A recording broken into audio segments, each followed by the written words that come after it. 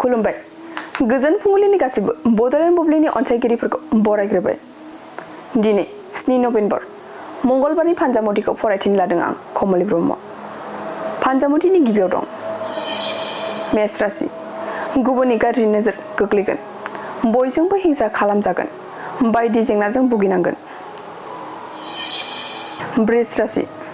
हाबा हुखायाव बायदि हेंथा फैगोन, मोनफ्रोमबो हाबा मावनायाव नारसिननाय मोनगोन, गावखौनो मेंग्लिनाय मोनगोन। मिथुन राशि। हरखाबै मोजां मुवा मोननो हागौ, सोरनिफ्रायबा अनथोब मोननो हागौ, बयजोंबो अनजागोन। कर्कट राशि। हाबा मावनाया जाफुंनाय नङा, साननाय बायदि जानाय नङा, फारफ्रोमथिंबो हेंथा फैगोन। सिंह राशि। गोबाव समनि लोगोखौ लोगो मोनफिननो हागौ, दिनैनि साना गाहामनि जारिमिनारि सान जागोन। कन्या राशि। साननाय हनायजों गादब जागोन, दुखुजों सम बारहोहरनांगोन, नांगौ रावखौबो मोननाय नङा। तुला राशि। रां रुफा मोनफुंगोन, साननाया जाफुंसारगोन, सिगांनिख्रुइ बांसिन मुलाम्फा जागोन। वृश्चिक राशि।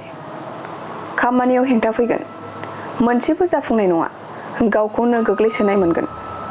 धनु राशि। गोसो बायदि हाबा मावनो हानाय नङा, जेरावबो हेंथा फैगोन, न'आव एरैनो थानायानो मोजां। मकर राशि। न'खराव गिदिर खैफोद जानो हागौ, दुखु दाहाजों सम बारहोहरनांगोन, गोसोखौ हमथा। कुम्भ राशि। गोजान लामा दावबायनो लुबैगोन, जाफुंसारनांगौनि बायदि सिमां सुजुगोन, हास्थायनानै थाथेरनो हानाय नङा। मीन राशि।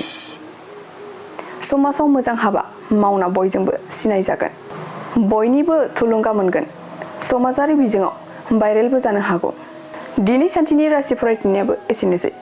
आसा खालामो नोंथांनि दिनैनि साना मोजाङै मोजां थांगोन, बेखौ बड'लेण्ड बुब्लि नखरनिफ्राय मिजिंथिबाय। दानिया फैदो नोंथांनि फान्जामुथिखौ बड'लेण्ड बुब्लिनि हेफाजाबजों मिथिना लानि। गोजोन्थों। बाजाज बाइक लाग्राफोरनिसिम मोनसे गोनांथार फोसावथाय। क'क्राझार सहरनि दावहारु अट' एजेन्सिया दासान्दि फेस्टिभ ल'न एन्ड एक्सचेन्ज अफार होगासिनो दं। एसेल' बिबांनि रां होग्रोनानै गाव गावनि लुबैनाय बाजाज बाइकखौ बायनो हागोन। बे सोलिफु फेस्टिभ ल'न एन्ड एक्सचेन्ज अफाराव बाजाज कम्पानिनि गासैबो मडेलनि बाइक जेरै पालसार, सिटि, प्लेटिना, एवेन्जार, डमिनार आरो गोदानै लन्च जानाय बाजाज मडेलनि पालसार N150 खौबो मोननो हागोन। बे सोलिफु फेस्टिभ ल'न एन्ड एक्सचेन्ज अफाराव गोबांद्राय नङा RC इन्सुरेन्स लाफानानै 9,999 रां बेसेनावनो लवेस्ट डाउन पेमेन्ट होनानै बाइकखौ लानो हागोन। नोंथांमोना क'क्राझार सहरनि दावहारु अट' एजेन्सिजों लोगोसेनो कारिगाव फेस्टिभ आउटलेट, दतमा फेस्टिभ आउटलेट आरो बडगाव फेस्टिभ आउटलेट ब्रान्च श'रुमावबो होबाय थानाय फेस्टिभ ल'न एन्ड एक्सचेन्ज अफाराव फैनानैबो लानो हागोन।